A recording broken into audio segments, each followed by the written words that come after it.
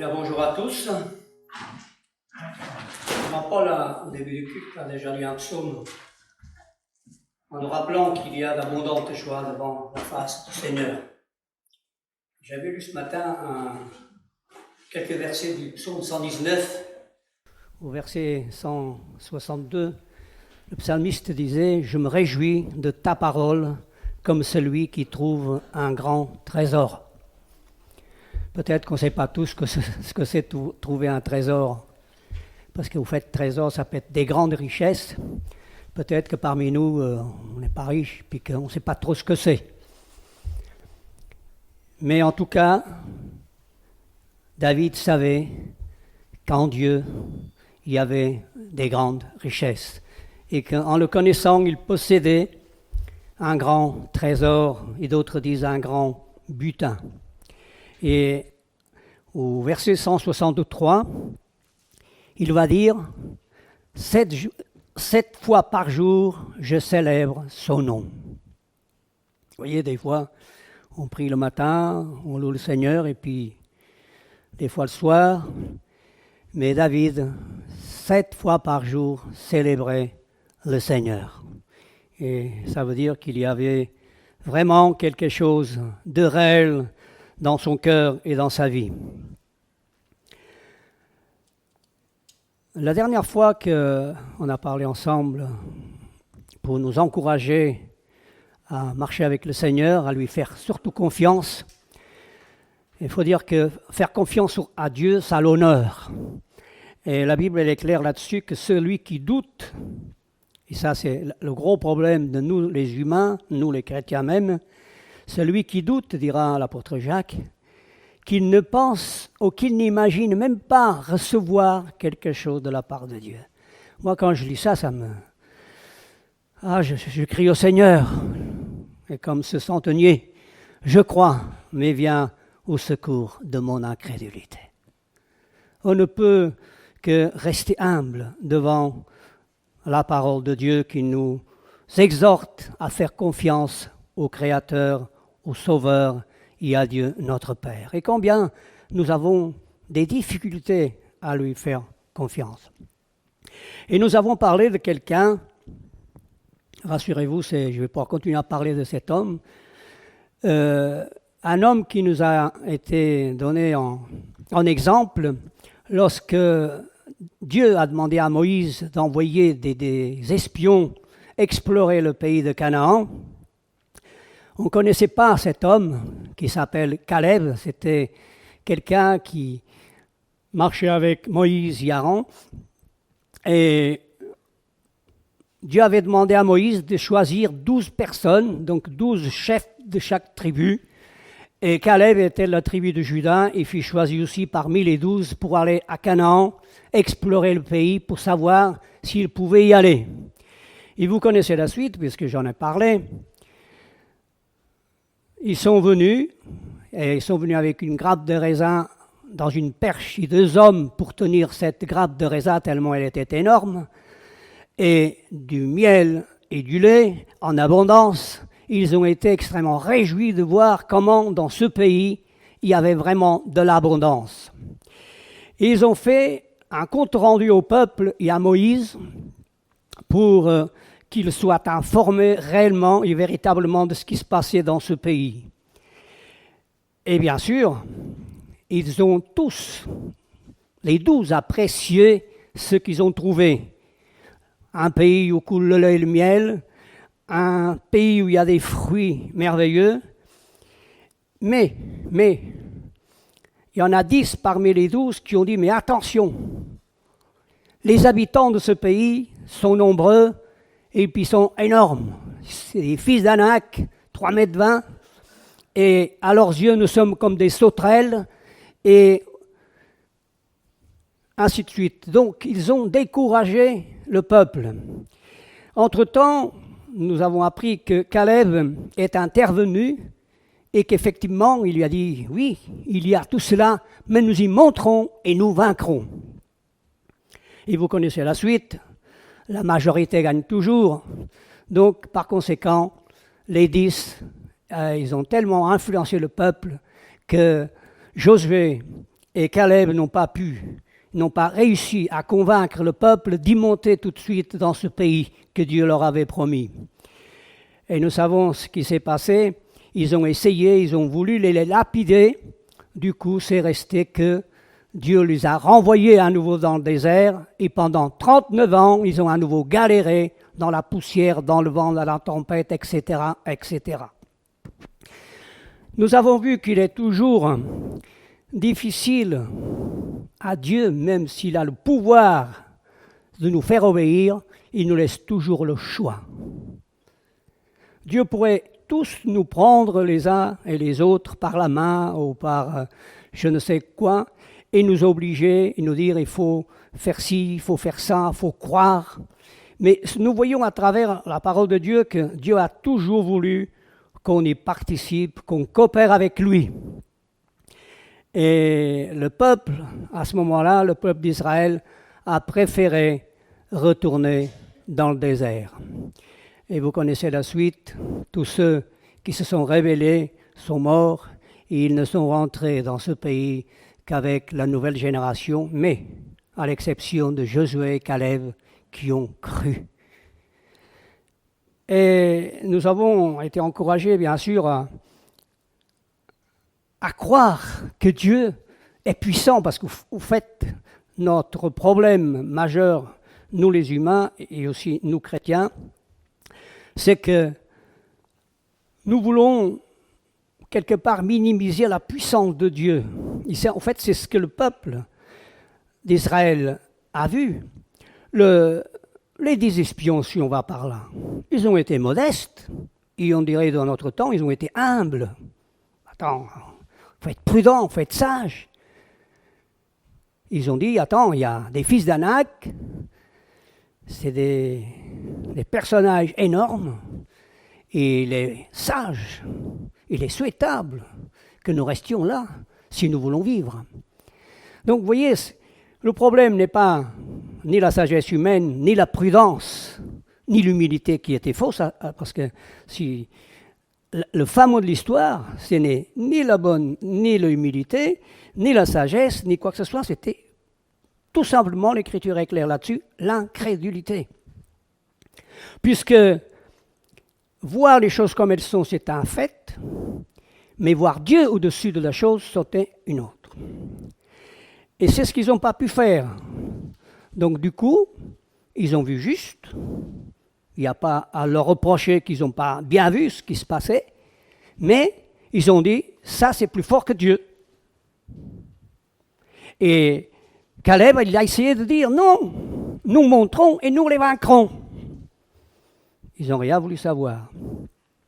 Alors, ça c'est un homme, oui, qui nous a été donné en exemple. Un homme avec un esprit optimiste.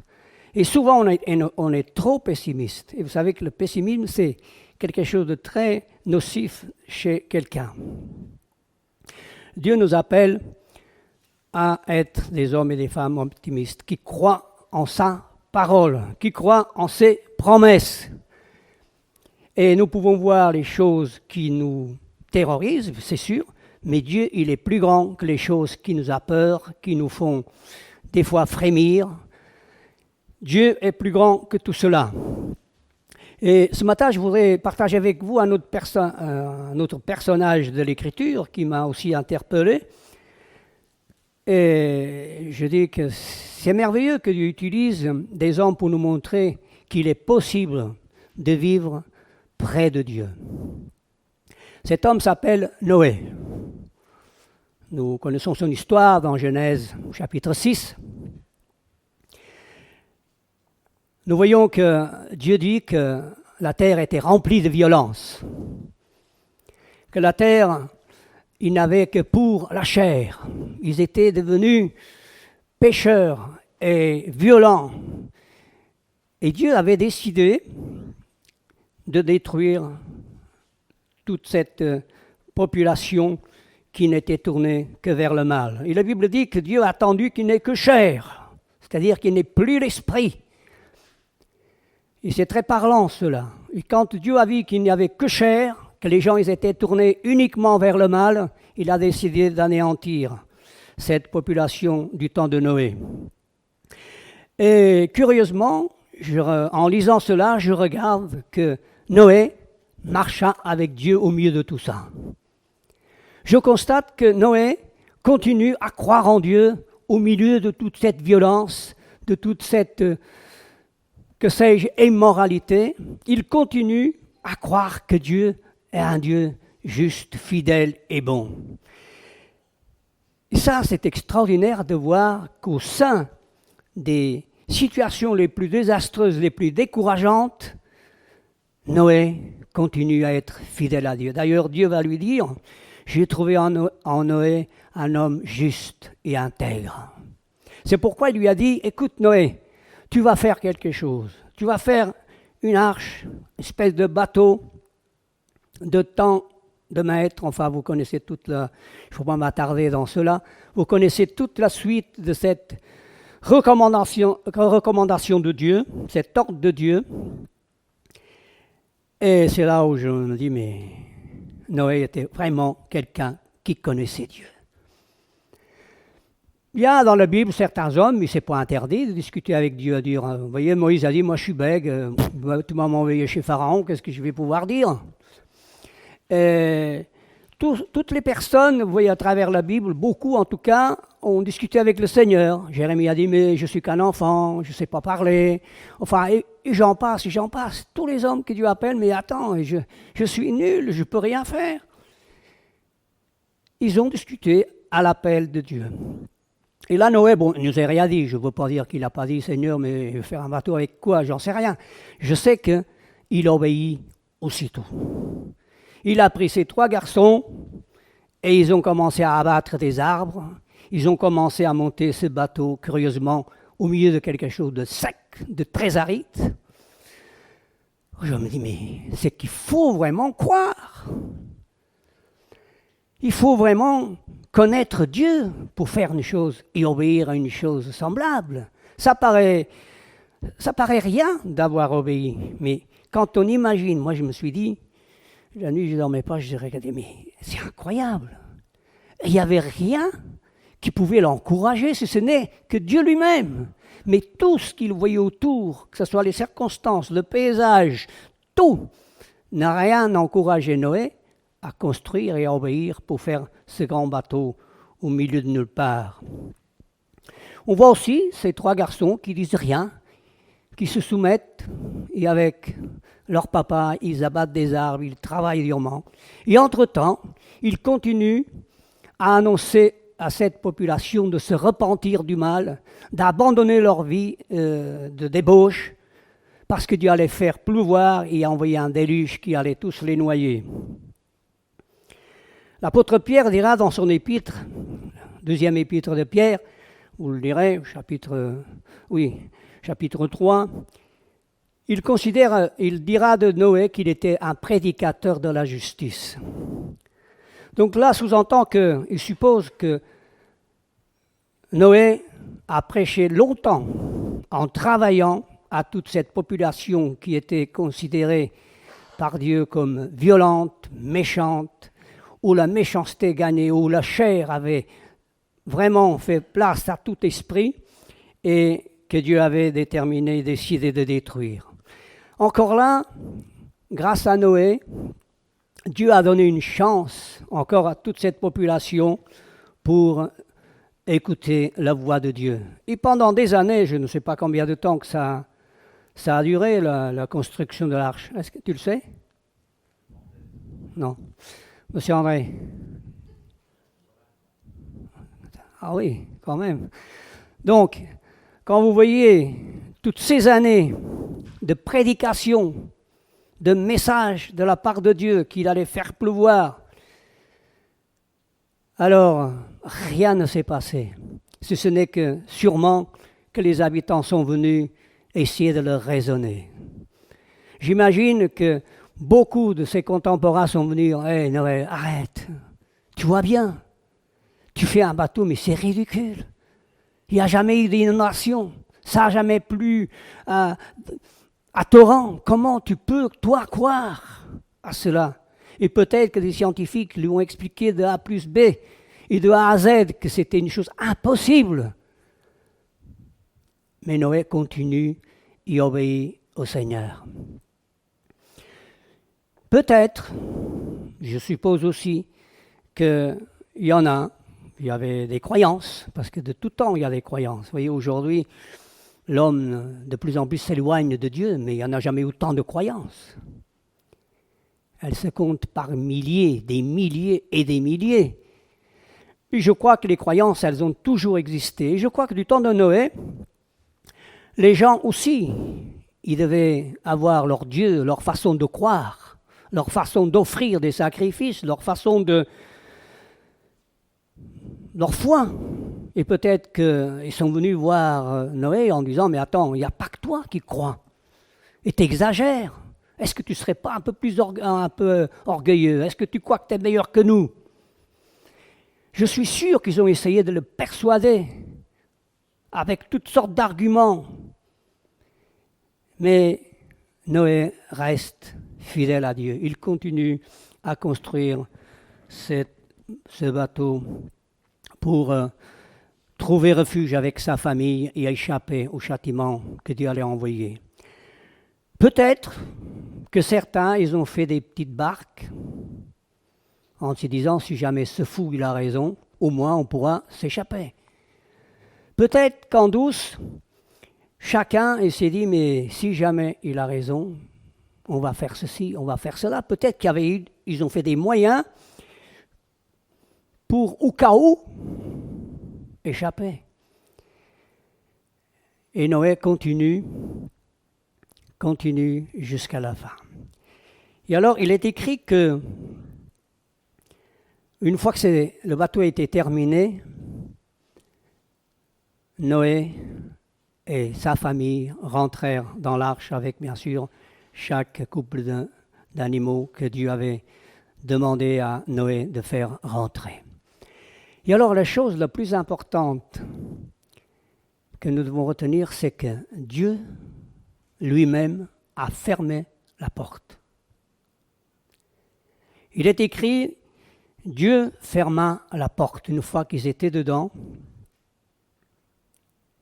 Terminé. Et je crois, frères et sœurs, que cela doit parler à nous, enfants de Dieu, à nous, Église de Jésus-Christ, que la porte de la grâce, elle est ouverte. Et que nous, ces enfants, nous pouvons encore appeler des hommes et des femmes à rentrer, en grand nombre. La porte, elle est encore ouverte. Pendant combien de temps, on n'en sait rien. Vous savez, pour Dieu, selon le psaume 90, un jour, c'est comme 1000 ans, et 1000 ans, c'est comme un jour. Donc à partir de là, la notion du temps entre Dieu et nous échappe. On est bien d'accord. Mais il y a des certitudes. Ce n'est pas une question de temps, ce sont des certitudes. C'est que la porte de la grâce fermera un jour. Ça, c'est une certitude. Je ne sais pas dans combien d'années, et ce n'est pas ça qui est important. L'important, c'est que ça va arriver. Jésus va revenir. Ah oui, mais ça fait 2000 ans qu'on le dit. Oui, mais il va revenir, c'est une certitude cela. Et pourquoi il va revenir? Nous lisons dans Jean 14, verset 1er, Jésus, il dit pourquoi il va venir, en partie. Il dira aux disciples qui étaient troublés à ce moment-là, que votre cœur ne se trouble point. Jean 14, verset 1. Croyez en Dieu, croyez en moi. Il y a plusieurs demeures dans la maison de mon Père. Si cela n'était pas vrai, je vous l'aurais dit. Mais je vais vous préparer une place, et lorsque je m'en serai allé et que je vous aurai préparé une place, je reviendrai et je vous prendrai avec moi afin que là où je suis, vous y soyez aussi. Et vous savez où je vais et vous en connaissez le chemin. Amen. Voyez la raison, une des raisons, il y en a beaucoup d'autres qu'on ne va pas déployer ce matin, mais une des raisons principales du retour imminent de Jésus-Christ, c'est qu'il veut que là où il est, nous soyons aussi. Et là aussi, c'est la grosse difficulté. Est-ce que nous voulons vraiment être avec Jésus? En tout cas, l'ambition et le cœur de Dieu, c'est que nous soyons là où il est. Moi, je trouve ça merveilleux. Ça, c'est du véritable amour. Alors, bien entendu que une fois que la porte de l'arche est fermée, pour revenir à notre Noé, vous savez, les hommes se laissent attendrir. Moi, je suis sûr que Noé, en voyant tous ces gens désespérés se noyer dans cette immensité de tonnes d'eau qui tombaient à la fois, je suis sûr, nous les humains, vous savez, aujourd'hui au nom de l'amour, c'est nous les hommes et les humains, c'est ça, c'est que nous sommes capables du meilleur et du pire.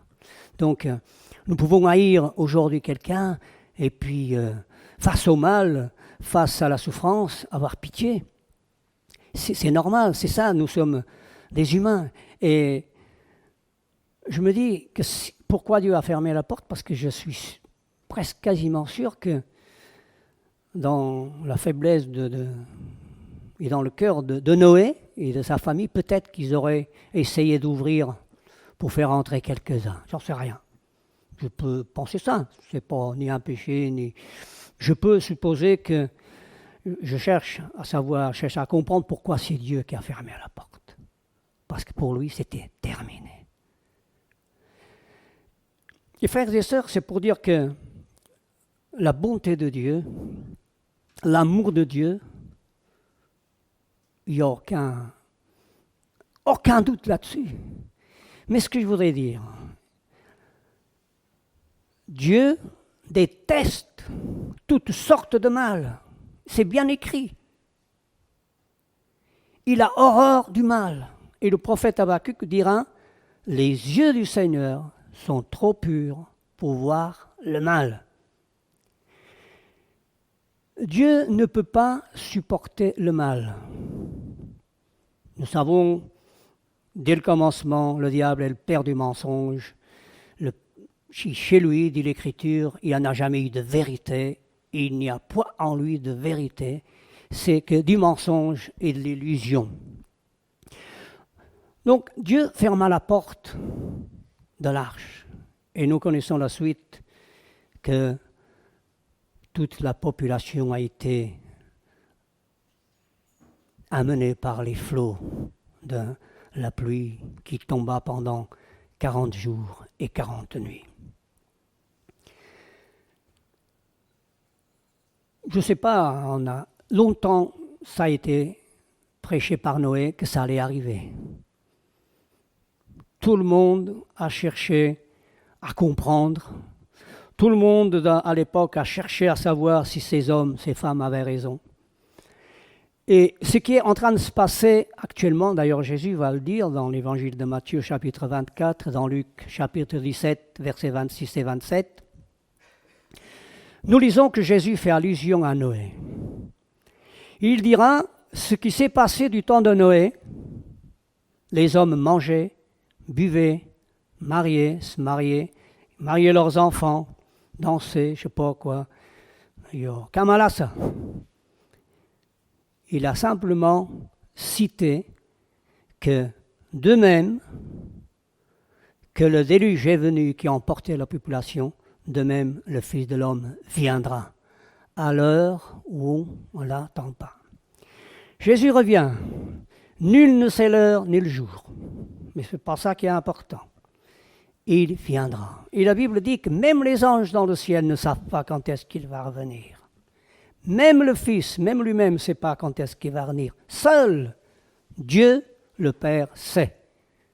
Donc comme ça, méfiez-vous de tous ceux qui donnent des dates, méfiez-vous de tous ceux qui vous disent la bonne aventure. Nul ne sait ni le jour ni l'heure.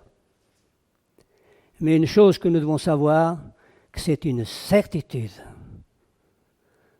que Jésus va revenir.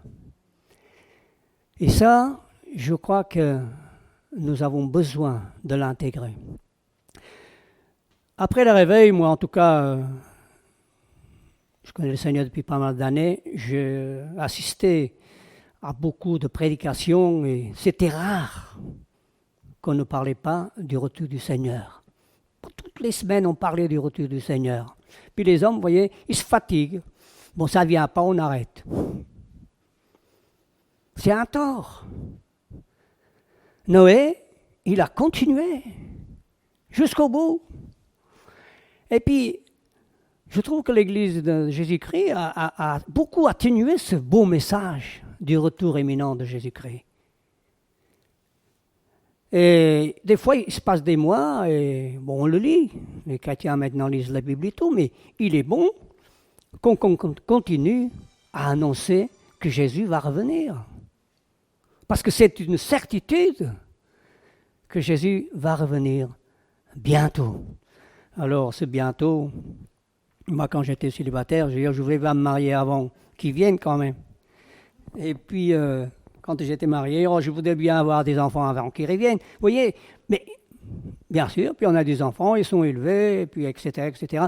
Je veux dire, c'est pas, faut pas qu'on rentre dans ce temps. Il faut qu'on intègre tout simplement dans nos vies et que nous vivions en rapport avec cette espérance merveilleuse des enfants de Dieu que Jésus revient. C'est pas un casse-tête, parce qu'on peut le prendre comme ça. Quelque chose qui vient perturber nos vies. C'est pour ça que Jésus, il a rassuré les disciples que votre cœur ne se trouble point. Et d'autres disent que votre cœur ne soit pas inquiet. Restez stable. Je vais vous préparer le meilleur et après je reviendrai. Ça, il ne faut pas l'oublier, ça. Frères et sœurs, oui, Jésus a pris en exemple cet homme pour nous montrer aussi qu'il va revenir. Et nous le savons tous aussi que nous avons déjà annoncé l'évangile aux uns et aux autres et que certains nous ridiculisent, nous disent « mais oui, mais il va revenir, mais oui, mais ceci, cela ». Vous savez, le discours des opposants n'a pas changé.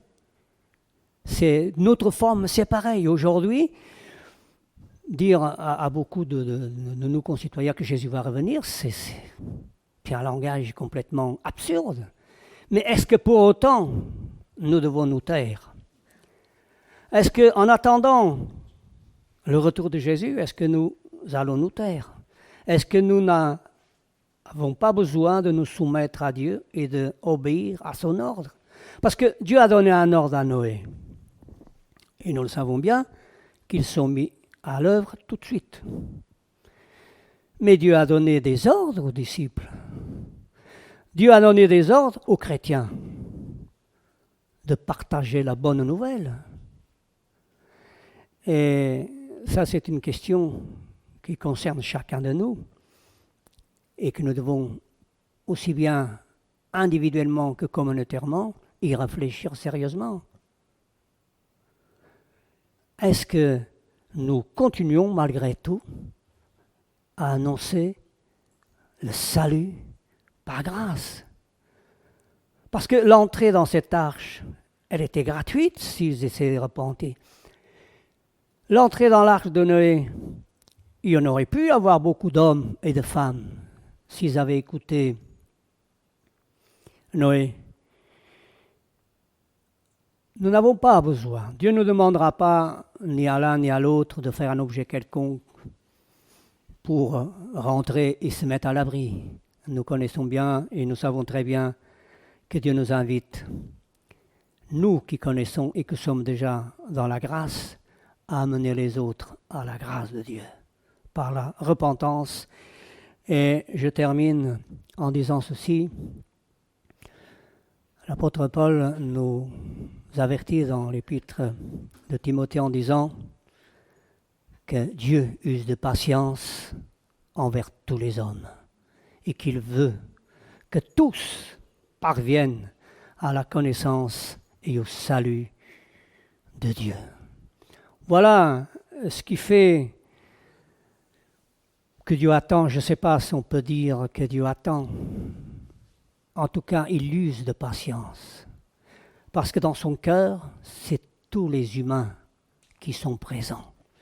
Dans son cœur, c'est tous les humains qu'il voudrait voir s'approcher de lui.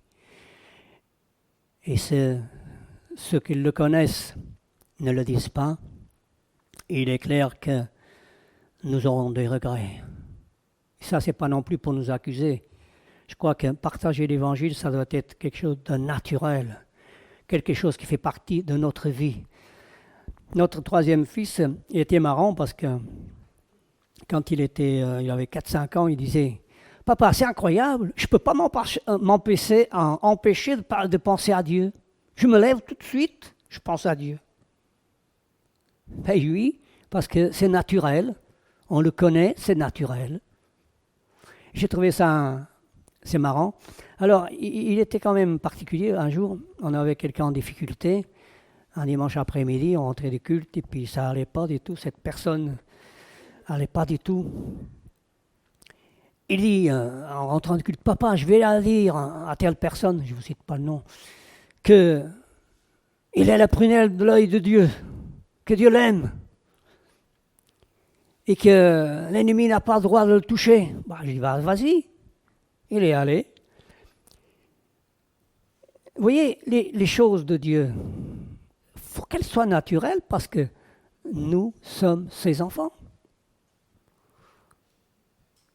Nous n'avons pas de soucis avec nos épouses, nos maris, nos enfants. C'est tout naturel. Viens, mange. Enfin, on a un langage tout à fait naturel, simple. Et je crois, frères et sœurs, que l'Évangile, il faut qu'il soit quelque chose qui est en nous. Bien sûr, tous les jours, on y pense. Tous les jours, la nuit, quand on dort pas, on y pense. Moi, je trouve ça extraordinaire, effectivement, que c'est là qu'on voit que Dieu est en nous, parce qu'on y pense tout le temps. On travaille, on y pense. Bon. Certains font un travail qu'on ne peut pas penser tellement, mais nous, qui ne sommes pas des intellectuels, nous avons eu ce privilège au moins. Priant en travaillant, chantant en travaillant. Et vous savez que c'est un privilège, des fois, de ne pas être trop encombré. Et bien sûr, il faut bien des gens intellectuels pour nous aider aussi. Mais je veux dire, quelque part, nous, les gens tout simples, on a beaucoup de privilèges. On peut prier en marchant, on peut prier en travaillant dans le jardin. Je trouve ça extraordinaire. Et cela nous aide à que le Seigneur nous a donné un ordre et ne l'oublions surtout pas. Il faut qu'on tout simplement se dise, Seigneur, moi je suis content d'être sauvé. Moi je suis content. Moi j'ai entendu un témoignage d'un élève, déjà dans une vingtaine d'années. Il avait un copain qui était chrétien et puis ce copain ne lui parlait jamais du Seigneur. Puis un jour il est allé dans une réunion et entre-temps il a entendu parler de lui, il s'est converti. Il a dit, mon salopard, tant d'années avec moi, tu m'as jamais parlé du Seigneur. Il a dit comme ça. Hein. Vous vous rendez compte? Oui. Dieu est bon, mais ça ne nous enlève pas notre responsabilité, tout simple, de partager aussi.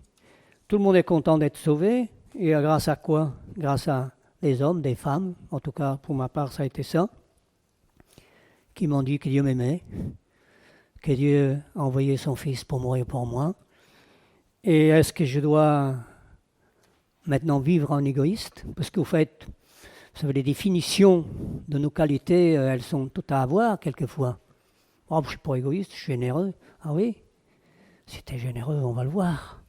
On va partager ces richesses que Dieu nous a données et qui ne sont pas à nous. Frères et sœurs, que tous ces hommes de Dieu que nous avons médités ces temps-ci nous aident et ces témoignages nous aident vraiment à créer en nous un nouvel élan, à créer en nous des nouvelles décisions, pas à dire il faut que je fasse, quelque chose de naturel. Et Dieu, parce que Dieu conduit, il prépare des situations. Et quand nous sommes prêts, nous les voyons et nous sommes prêts à dire à quelqu'un, Jésus t'aime, Jésus veut te sauver. Quelquefois, on sera ridiculisé. Vous savez, des tomates sous la tête, avec M. André, on en a ramassé. C'était rien par rapport à ce que d'autres chrétiens vivent. Mais, je veux dire, on en a entendu aussi. Il en a vu. Puis Salva, il pourra en parler, tout ça. Nous, on a... Mais on est presque heureux de vivre ça. Regardez, pour terminer, ce que disaient les disciples, dans l'Acte des Apôtres, chapitre 4. Nous avons été heureux d'avoir été dignes d'être battus au nom de Jésus, pour le nom de Jésus. Ils étaient presque contents qu'on les ait castagnés, parce qu'ils étaient croyants. Vous vous rendez compte? Et puis nous, on va se plaindre dans un coin, « Seigneur, tu as vu ce qu'il m'a dit, tu as vu ce qu'il m'a fait ?» Oui, il y en a qui sont fiers, heureux d'être maltraités à cause de notre Seigneur. Amen. Seigneur, nous voulons te louer, te bénir pour la bonne nouvelle, Seigneur, de l'Évangile qui a changé nos cœurs, nos vies, nos visions, notre façon de voir, de faire, Seigneur. Et nous voulons te faire cette prière ce matin, que vraiment à nouveau tu nous motives au témoignage, Seigneur, tout simplement. Le témoignage de la grâce de Dieu sur les uns, sur les autres. Seigneur, tu ne fais exception de personne. Tu veux que tous les hommes soient sauvés et parviennent, Seigneur, au salut éternel. Amen.